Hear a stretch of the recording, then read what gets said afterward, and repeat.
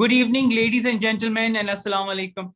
What an honor and privilege and delight to be here to share my thoughts on the global financial markets.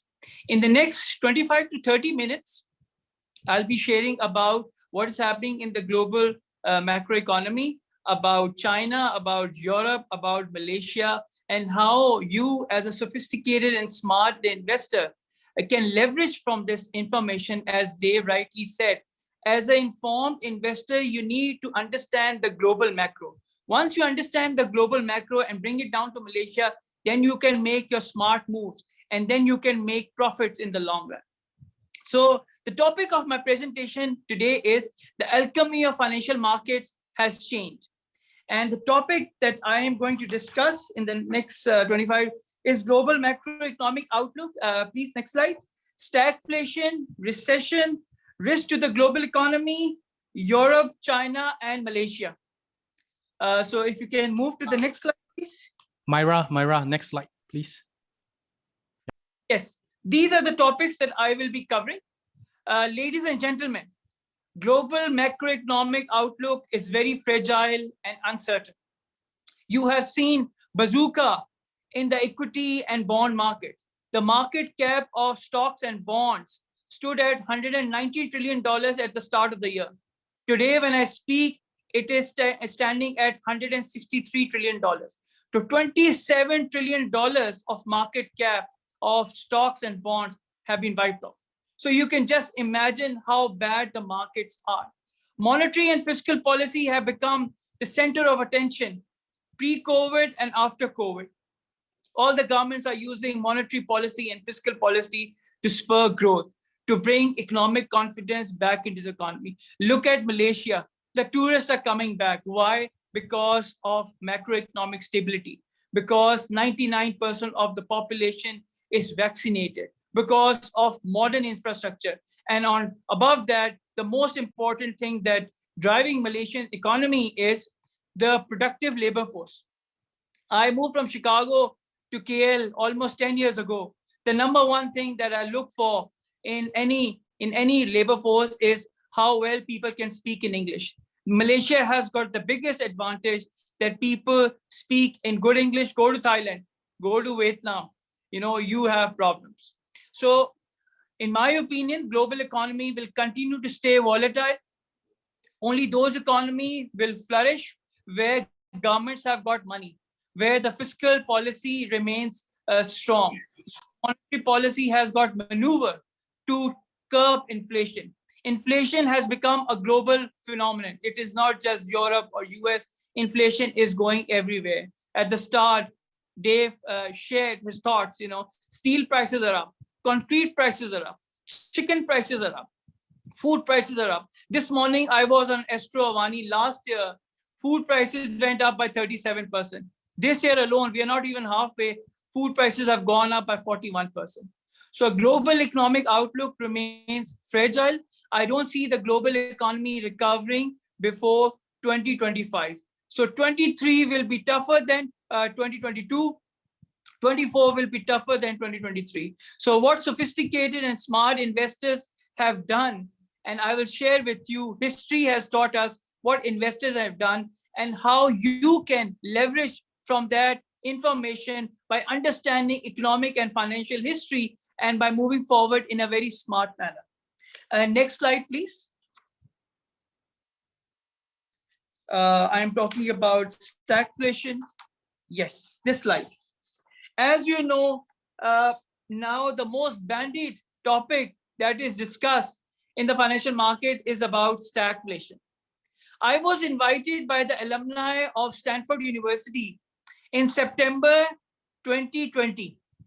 And at the end of that 30-minute session, the conclusion was that stagflation is coming. July IQI, November 2020, we wrote in our newsletter that stagflation is going to hit advanced economies, and then it is going to have a ripple effect on the global economy. So once we shared that, everybody last year was saying, Shan, what are you talking about? I come on Astro Avani 4 times in a month, and I come on various TV channels and press and media. So I said, we are heading for stagflation. And we are heading back to the era of 1970. Again, I give full credit to my Nobel laureate professors when I was studying at University of Chicago, who encouraged me to study about economic history. So what happened in 1970, there was stagflation. So what is stagflation? You have high inflation and lower growth. What does it mean? The cost of living, that is inflation, is going up and your income is going low. So this is stagflation. And again, we are heading back to the same era of 1937 when US dollar was strong and Fed was increasing interest rate in 1937. And now Fed is doing the same. US dollar is strong and Fed is increasing the interest rate. You can see my article I wrote for Sun newspaper that financial fragilities will continue in 2021. 2021 people thought was very tough. Stay tight, 2022 will be tougher than 21. 23 will be tougher than 22. That's why we at Joy IQ have been sharing in press and media that global economy will only recover in 2025. Can you please go to the next slide? So what we shared and what is happening and what people are talking about. April 2022, IQI wrote in a newsletter, and I encourage everyone who is listening to me that you should get hands of this newsletter every month. You can catch Dave Chong to have this newsletter. We shared in a newsletter, stagflation, recession, and QE5 is coming. And on 16th May, the ex-chairman and ex-CEO of Goldman Sachs saying the same. One of the biggest investor, and I respect him a lot, Germany, he is talking about that recession is coming to the market. People are saying the recession will come in 2023. We are saying the recession will come much sooner and much faster because economic confidence is lacking at the moment, not only in advanced economies, but in many economies. So what we have been sharing, it is happening in the market and now mainstream media. So those investors at IQI who are following us are at least 2 to 3 quarters ahead of the mainstream media. We were sharing about stagflation in November 2020. Everybody is now talking about stagflation. So we are at least 15 to 16 months ahead. Can you please go to the next slide? Next slide, please. Yes, just stick. So if you see, the war in Ukraine has really put a lot of pressure on global economy. The risks are getting higher. We have been talking about geopolitical risks since 2018. And now all the mainstream media press are talking about the global geopolitical risk and why economies are not able to get economic confidence. So what is economic confidence? Economic confidence is when people are consuming in the economy, when investment is coming into the economy, and where governments have been able to maintain macroeconomic stability. So wherever you have macroeconomic stability, wherever you have confidence, wherever you have consumption, and wherever you have investment coming into the economy, that's where people are making and coming into those countries. Next slide, please. So look at that, November 2020, we were talking about stagflation. And you see the Daily Mirror is talking about September 2021. That stagflation is going to hit the global economy. So why did we end up saying all this? Because of our networking, global networking, which is pretty strong. And I have really benefited a lot from my networking. And there are only 4 or 5 people that I trust when it comes to financial market. And the golden rule, when you understand or try to understand what is happening in the financial market or what is happening in the investment landscape, the golden rule is you have to be a contrarian. Step back and see what is happening. Don't follow the mainstream media. That's the rule number 1. A lot of people who have lost their money, especially in equity markets this year, have been following the mainstream media. You'll be surprised to know that investors have lost $17 trillion in the US equity market, which is more than the GDP size of Germany, Japan, Canada, Spain, and Russia. So what we have shared, we have hit right on the dot. Last year, I was an Astrovani, and Rizal from Astrovani kept on saying that, Shan, uh, Fed chair and Janet Yellen are saying that the inflation is transitory, is temporary. I said, not, no, Rizal. This inflation in US will continue to rise and it will create havoc for the US economy. Right now, you can see inflation in US is 8.5. By the end of this year, Governor Bank of England is saying the inflation in UK will be 9%. In Europe, is over 7%. So inflation is here to stay for the next 2 years. And we have already shared in press and media that we will have inflationary recession in the global economy. What is inflationary recession? Recession is when consumers don't spend, businesses don't invest, the economy actually shrinks. And what is inflation? Rising prices. So you will have rising prices in advanced economies and you have depressed demand. So when you have depressed demand, rising prices, the economy will have severe depression, especially in the advanced economies, and then it will have a ripple effect on other economies. Next slide, please. Risk to the global economy, my most favorite topic. July 2021, we wrote lockdown in Malaysia started on 1st June 2021. This is July 2021. We wrote in a newsletter, there are 4 risks coming in the global economy. Risk number 1, systematic risk. What is systematic risk? When you have higher inflation and higher interest rate coming into the economy. Risk number 2, sovereign debt risk. We have seen on April 12th, last month, Sri Lanka defaulted on her debt. So we said sovereign debt risk is coming. Russia, technically speaking, has defaulted on her debt. The third risk that we have been talking about is the liquidity risk. And May 2022, Financial Times, Fed is saying that liquidity risk is coming into the economy. If you recall, September 2019 till January 2020, Fed injected $7 trillion in the repo market, which is the money market in US. Repo market is when banks lend and borrow with each other and they place securities as collateral. Again, last year, Fed injected $1.3 trillion in the month of June 2021 in the reverse repo market, in the lending market, because there was a liquidity crunch. So we foresee that coming, and now everybody is talking about the liquidity risk.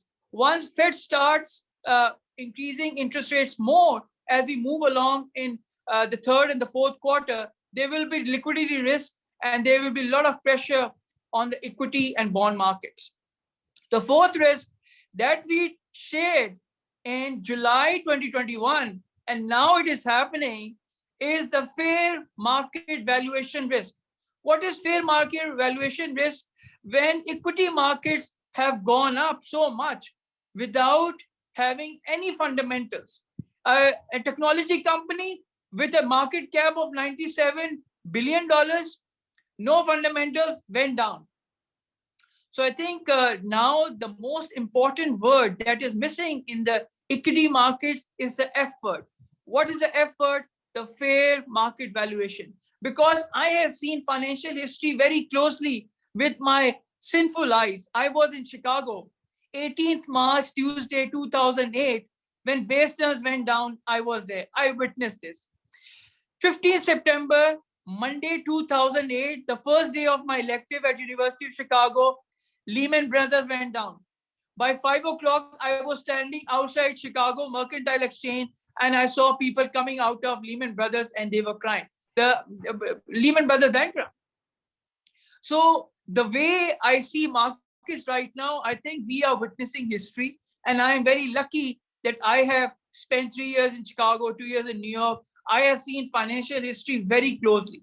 But the moments that are coming in markets, that will be very, very severe. The way equity and bond markets are shaping up, I can say they are whistling past the graveyard and investors are getting punished because they are misreading the markets again.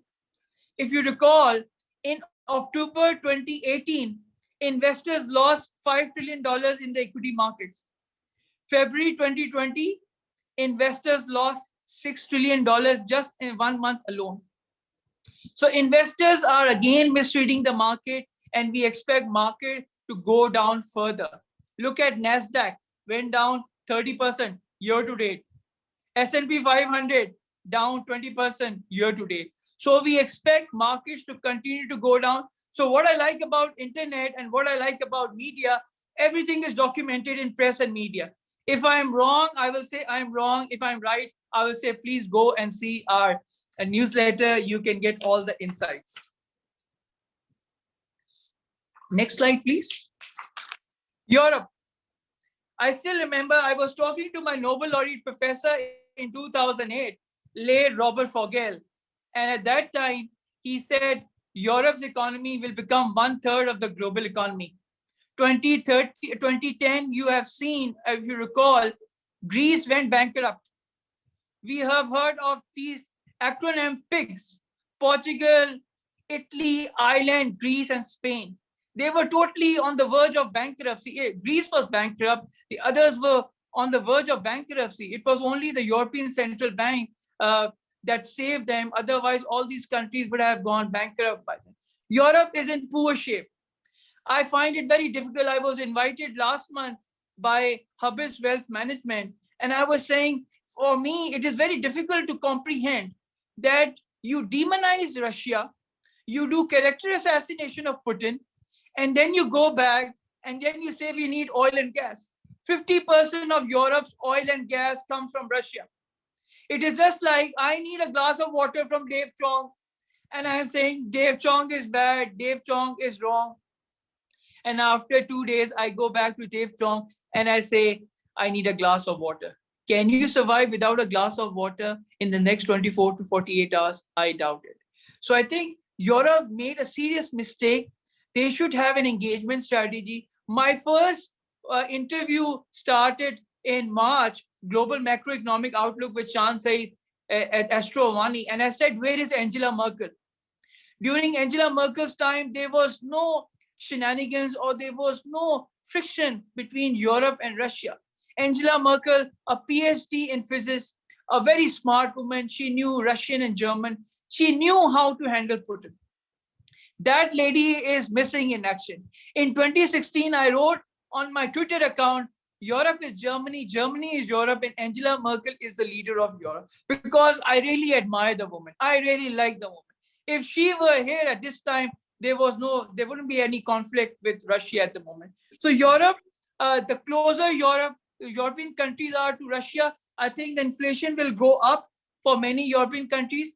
Please go to the next slide. Europe is already making payment in ruble to buy oil and gas. If you recall, 24th February, when this conflict started between Russia and Ukraine, after 2 weeks, ruble slided to 151 against USD. Right now, ruble is trading at 66 because there is a confidence in ruble. Most of the European countries are buying, oil and gas in Russian ruble. They are bypassing petrodollar, and they're not making any payment in Europe right now. Next slide, please. Inflation is not in US, it's in Europe. As I shared with you, inflation will remain high for the next 2 to 3 years. As Dave rightly mentioned, central banks globally will increase interest rate. We are in higher interest rate regime for the next 2 to 3 years, and it will remain so for many years. So Europe will have high inflation, and Europe is moving into inflationary recession. China. Next slide, please. 7th January 2011, New York, Shan Said was talking about Chinese yuan.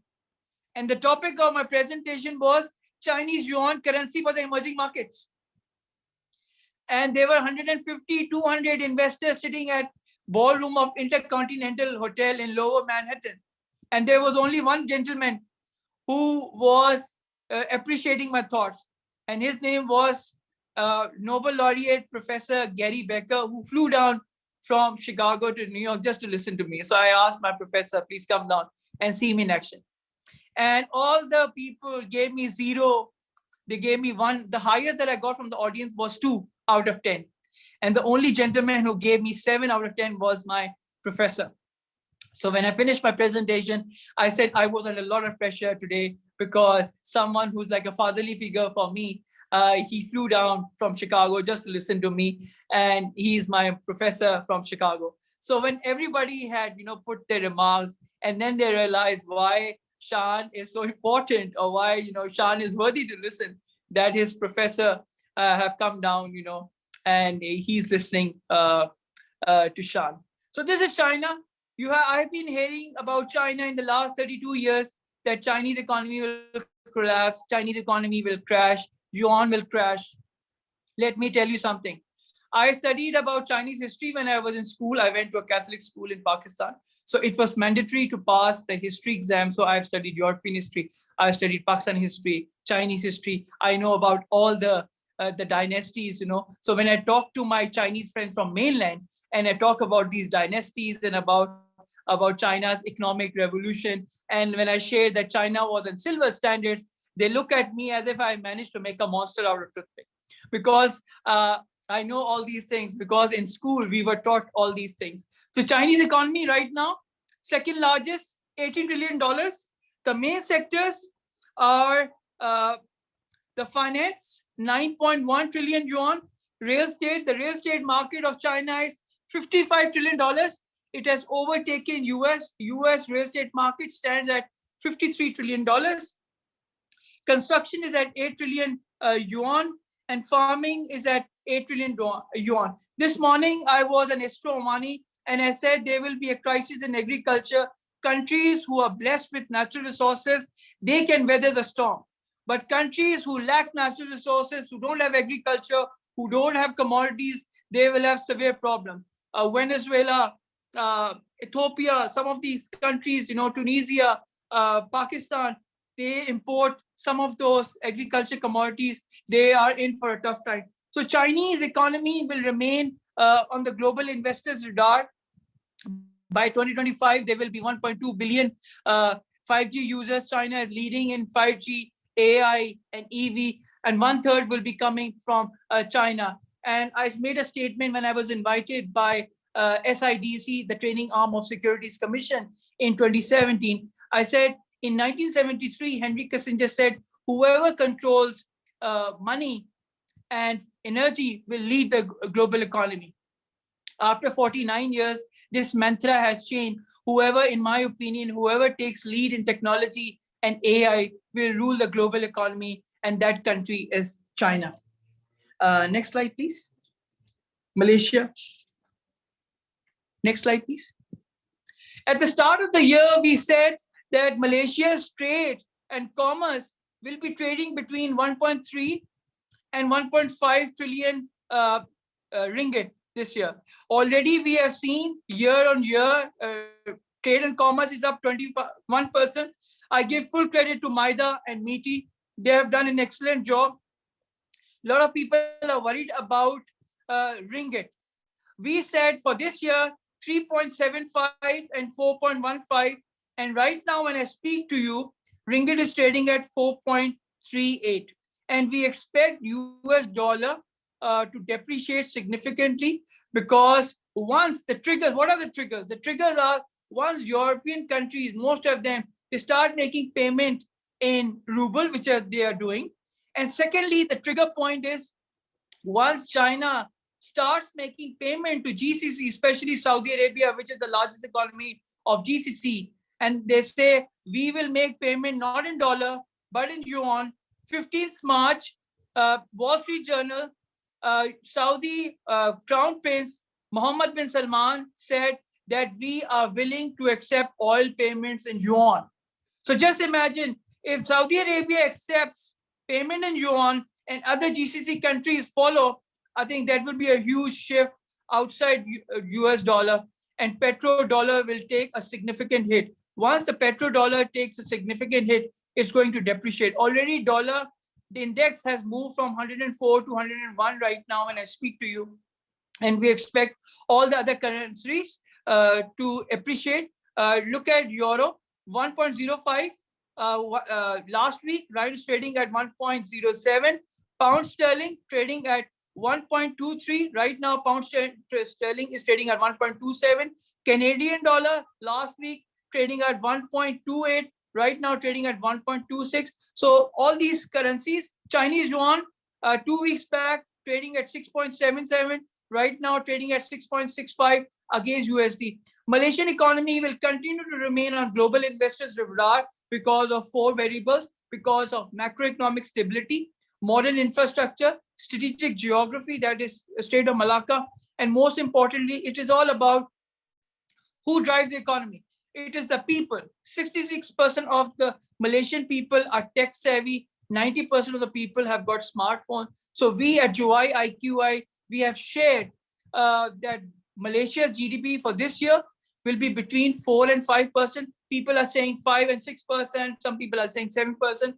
We believe that global economic fragilities are pretty strong. Europe is slowing down. US is slowing down. China is under lockdown. China will come out by July, by August. So we expect once China comes back into the global markets, Malaysia will continue to move forward with its GDP growth. My next slide, please. So you can catch me all my comments, whatever I'm sharing, everything is documented, whether it's oil, whether it's trade or commerce, whether it's GDP, whether it's real estate. I want to make one prediction that I made in 2017, and it still holds water. Star newspaper, you can Google search, Malaysian properties will become like Hong Kong in the next 5 years. 2017, and now we are sitting in 2022. You can ask Dave Chong, real estate prices are on the upsurge. I joined IQI on 12th August 2013, and I have been hearing since then that Malaysian property market will crash. Malaysian property market is in a bubble. Let me share it. What is a bubble? What is a crash? When land prices are crashing, that is a sign of a bubble. People make sweeping statements, without understanding the fundamentals. We have done, when we go out, my best friend Sean Reen from Harvard, based in Shanghai, would say, we have got boots on the ground information. 2013, we only had 300 agents. Today, after 9 years, we have over 23,000 agents. We were only present in 3 countries in 2013. Today, we are present in more than 22 countries. Next slide, please. After thank you, there is one more slide. Yes, the most important slide. I always do that. The gentleman who made this prediction, what is happening right now, whether it's real estate, whether it's inflation, whether it's monetary policy, whether it's financial markets. You have to buy this book. It's only $15. $15 is roughly 64, 65 ringgits. 1990, one of the greatest Nobel laureates from University of Chicago, Milton Friedman, page 189. Causes and cure of inflation. This is right in front of me. Whenever I go to Estrovani, I take this book. I have read this book 7 to 8 times. Whenever I travel, I don't talk to anyone. I just read this book. Milton Friedman said how Fed is going to create crisis in the form of inflation. As you know, inflation is a poison in the form of, when you print money, it adds poison to the economy in the form of inflation. And why US is suffering from inflation? Because Fed has printed $4 trillion in the last 2 years, post-COVID. 80% of the dollars that are printed in the last 24 months happened because of this COVID. 70% of the $100 bills are outside US. So imagine last 2 weeks back, China and Japan, they were offloading US Treasury. So if China and Japan, they offload US Treasury, what will happen to US Treasury? What will happen to US dollar? That's why I'm not very optimistic. Goldman Sachs, last month's report, they're also quite bearish on the outlook of US dollar. They're saying US dollar will take some significant depreciation. And Milton Friedman, 32 years ago, already predicted. And I follow him, and he has got huge influence on my personality. Whatever I share about global markets, I read from this book. I leverage from my networking. There are only 4 to 5 friends that I know from my school days in the last 34, 35 years who know about markets better than anyone else. Yes, for those people who follow, next slide, please, who follow equity and bond markets, this is the psychology of the market. Next slide, please. Cheat sheet. So in Chicago booth, they say cheat sheet. So whenever you go to the exam, you take your important notes and you can carry those notes in your exam. So that is called cheat sheet. So what is the psychology of the market? You can read it and you can benefit a lot from this slide. In the end, I will talk about the Malaysian real estate market. Malaysian real estate market continues to be on the global investors' radar. So Friday, I was attending Hong Kong, Malaysia Business Council event at Shangri-La Hotel, and I met 4 Singaporeans, and all these Singaporeans are planning to retire in Malaysia. In the last 2 months, I have come across 10 investors. Out of 10 investors, 6 are interested in Malaysia, 3 in Canada, and 1 in Australia. And I asked them, what do you like about Malaysia? They say lifestyle. It's very peaceful. There is macroeconomic stability. There is consistency in government policies. So wherever you have consistency in government policies, wherever you have macroeconomic stability, wherever you have economic confidence, wherever you have modern infrastructure, and where people can speak in good English, those economies will continue to flourish. If I were to tell you, I give you $100 million and go to Lebanon right now, Lebanon is facing tough time. Go to Tunisia right now. Go to Venezuela right now. Go to Italy right now. Will you make the move? No. So you will make the move where you will find stability. And I asked my Singaporean friend, why you want to invest in Malaysia? He said, number one reason is in the neighborhood. Why would I go and invest in Spain, in Marbella or Malaga? Why would I go and invest in London, which is like far from Singapore, 12 hours flight? He said, we want to stay close to our neighborhood because in tough times, home is the safest place. So I foresee Malaysian property market continue to stay. I can give you facts and figures. 2019 IQI sale was 3.3 billion ringgit. 2020 IQI sale was 5.5 billion ringgit. 2021 IQI sale was $2.5 billion. That is roughly 10 billion ringgits. So you can see the pattern, you can see the trajectory. So real estate is a new global currency. Everything is facts and figures. We wrote this book in 2015, page number 22. Chinese investors will drive the global real estate. Europe is dead, page number 17. Advanced economies will have tough time, page number 14. So everything is documented. So real estate is a new global currency. It is not crypto, which has lost from $3 trillion to 1.3 trillion. Luna has gone to 0, and now Luna 2 has started. You can touch the walls of your house. So what happened in 1970s? Only 2 asset classes went up, real estate and gold. In 1971, gold prices were $35 per ounce. 20th January 1980, gold prices were trading at $850 per ounce.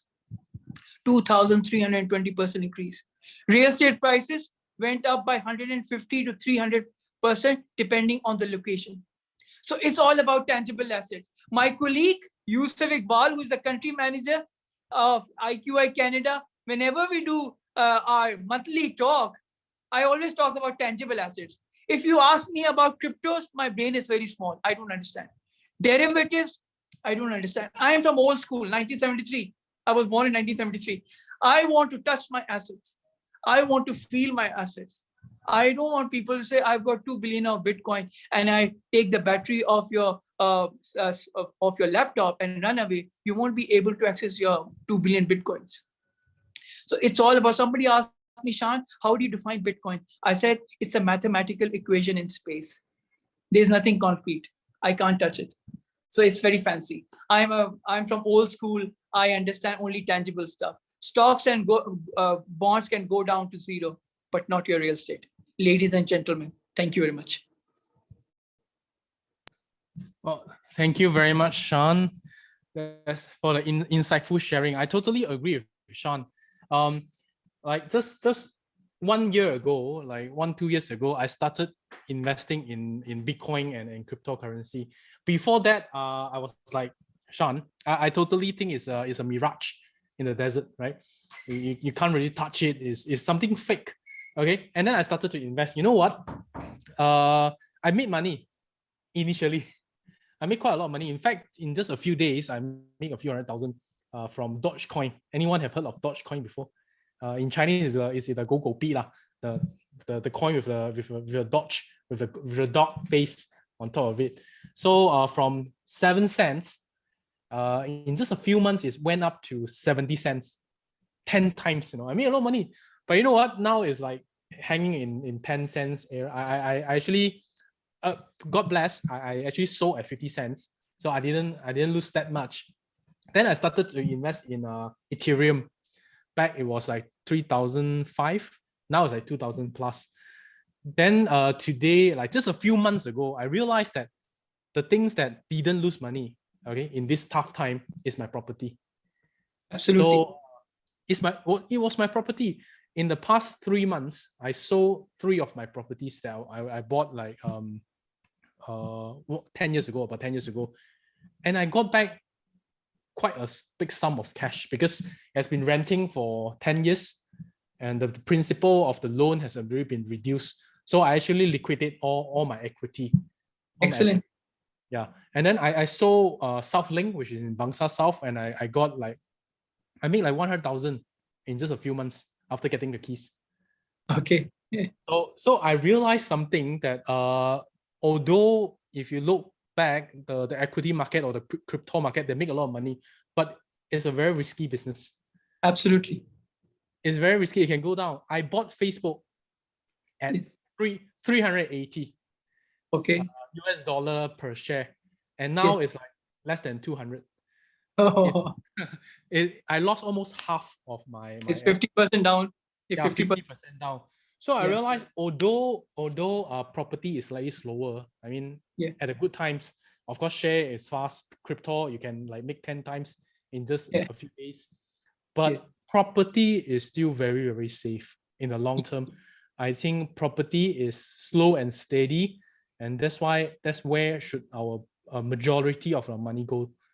Yeah, I never regret buying all my properties. In fact, I'm holding, well, personally, I'm holding 15 properties at hand right now, and all of them are appreciating in price slowly but surely. Yeah. It's a structured movement in properties. It's a cycle. It's a 15 to 20 year cycle. Yep. Correct. And I feel that this year, 2022, is the point where property is going to go up again. Where it's going to go, because it's been stagnant for the past few years, not increased a lot. But this year, suddenly, I feel that there are a lot of vibrancy inside the property market. The property suddenly start to move up again. So thank you very much, Sean. Any questions for Sean? Please. From the audience regarding the global economy, the Malaysian economy? You can ask the questions right now. You can either write it in the chat box below, or you can unmute yourself and ask the questions. Anyone? Dave, what you can do, I think this book is available with Selena. You can give to your valued investors and they can benefit from this. Okay. So that book is called Real Estate as a Global Currency. As a global new currency. Yeah, it's available on Amazon. It's free. Free on Amazon? Yes, yes. Oh, okay, okay. I think Selena can also give it to you. Selena has got the PDF. Okay, okay. Yeah. All right, I'll send out the PDF. I'll ask from Selena and send out to everyone who is present here. Any questions for Sean? So if no questions, I'll ask my questions. Since, okay, from your sharing, the US market is not doing very well right now. The European market is also not doing very well right now. So for investment, where should we put our market right now, our money right now? I mean, yesterday I shared on my LinkedIn the global manufacturing hub Asia is leading with 52%. Europe is 22%, and US is 18%. So the game has moved towards Asia. Asia is leading in the global race. And in 2019, Financial Times ran a survey with CEOs that where would you park your funds in the next 3 to 5 years? 57% of the CEOs responded that we'll be parking our funds in Asia. So Asia remains the growth story. The pivot has moved towards East. East will be leading from the front. Why? Because of rising income level, strong middle class, the young people want to spend money. It's all about consumption. If you look at the GDP equation, you have 4 variables. You have consumption, investment, government, and net of export. If consumption remains strong, all the other three variables, they move up. So I think the reason why most of the look at Intel, investing 7.5 billion in Penang dollars. That's massive. Porsche signing with Sign Derby. They are relocating their manufacturing over here. So that is massive. So that shows, and it shows why global companies have got confidence. Why Malaysia? Because of strategic geography. Out of 124 straits, 2 are important. One is Strait of Malacca and the other is Strait of Hormuz. 40 to 50% of global oil supplies, they move to Strait of Malacca and through Strait of Hormuz. 80% of China's trade move from west to east through Strait of Malacca. As you know, China is landlocked from 3 sides, from the north, from the south, from the west. China is only open from the eastern side. And 95% of Chinese population live on the eastern side. And that's where all the ports are. So I think Malaysia will remain on the global investors radar, and a lot of Asian countries where you have rising income levels like Vietnam, Philippines, Thailand, they will get a lot of attention, especially in terms of FDI. China, once it comes back to the economy, will remain on the global investors radar. So the game has moved towards Asia. So there are 3 regions: US, Europe, and Asia. Asia remains number 1, US remains number 2, and Europe number 3. Okay, so we should invest here yes, in Malaysia. I was studying at University of Chicago when I was about to graduate on 20th March 2009. I met Jim Rogers, and Jim Rogers said in the 19th century, everybody was heading to London. He said in the 20th century, everybody was heading to New York. He said in the 21st century, everybody's heading to Asia. So if you're not in Asia, you're on the wrong continent. That's why Jim Rogers, he lives in Singapore. He has got 2 daughters. The daughters are fluent in Mandarin. And he's very proud that he has got strong association in China. And there are only 2 people that I trust when it comes to China. One is Sean Reen, my friend from Harvard. We met in 2009 at a Harvard Alumni Club in New York. And the second is Jim Rogers, who understands Chinese economy better than many others. Understood. And then when we do presentation to a lot of our clients, there's always one concern that they say that a lot of foreign investors, they are leaving Malaysia. What's your thought on that? They say Malaysia is no good, but they are leaving. That's their perception on that. Is that reality? I think investors come and go. Most of the multinational employees, they are here for 3, 4, 5 years. After that, they get transferred to other countries. Other countries' employees, they get transferred to Malaysia. So it happens, people, it's exit and entry everywhere. So I'm living in Malaysia for the last more than 10 years now. I moved from Chicago. When I was moving from Chicago, my friends said, don't go to Malaysia. It's a third world country. But I can say that Malaysia, in terms of safety, I can step out of Mandarin Oriental or JW Marriott or at Pavilion after 10 o'clock, 11 o'clock, 12 o'clock, no problem. But tell me a single place in Chicago, after 10 o'clock or 11 o'clock, you can roam around freely. Yes, you can, but Chicago is one of the deadliest cities in the world. After every 30 minutes, you will hear the siren of an ambulance. After 14 hours, a person is killed in Chicago. So in terms of safety, in terms of people are very friendly. I mean, I give full credit, the biggest stakeholder of this country, the people of Malaysia, the way they have given me respect and recognition. To press and media, they make you larger than life, from nobody to Shansai. all credit to Astro Vani is my second family, to Star newspaper, to New Straight Time, Barita Harian, Panama. I mean, I consider myself very lucky that I moved to KL, and people and press and media, they have given me a lot of limelight, and I am grateful to them. All right, understand. So contrary to popular belief, Malaysia is still very popular among all the foreigners, right? As you as a foreigner that came from US, so you stay here, you stay for a long time, I believe. I stay long enough, and I still like it. Because people Yeah, are true. like, I have many Japanese tenants as well who stay in my condos. They also have your same thoughts. They were sent here from Tokyo to work in Malaysia, and then they told me, Dave, I don't want to leave. If it's possible, I want to work here forever. And after my retirement, I want to stay in Malaysia. I say, why? Because they say in the amount of rent I'm paying here, I can stay in like 1,000, 2,005 condo unit. But if I go back to Tokyo, that amount of money, I can only rent a toilet. the other reason I can only rent a toilet. The other reason why foreigners, they like Malaysia, or they like, it's a tropical region. So there is only one weather: rain, sun, rain, sun, rain, sun, nothing else. So these people like Japanese or Europeans, they come from severe winter. Winters are very severe in China or in Japan or in Europe or in US. Chicago, -10, -20. I ran away. I don't like to wear a lot of clothes. I can't go out. Even when I used to step out of my block at 6 in the morning, my eyes would get wet. My bones would get, ruptured because there was so much of cold. I can't take cold. -10, -20, I can't. I ran away. In New York, again, -10, -15, I ran away. So I think weather is one factor. Food. I think Japanese people, they are foodie lovers, just like Malaysian or Pakistani people. There are so many Japanese restaurants. There's so many Korean restaurants. So you have taste of every country in Malaysia. Even I can find Pakistani restaurant, and the taste is more or less the same. So I think food is one variable. The second variable is weather. The third variable is people are generally very helpful. They are nice to you. So that's why the foreigners, they prefer staying over here, especially the Japanese, Koreans, Pakistanis, many Indians, Bangladeshi, Sri Lankans. Totally agree.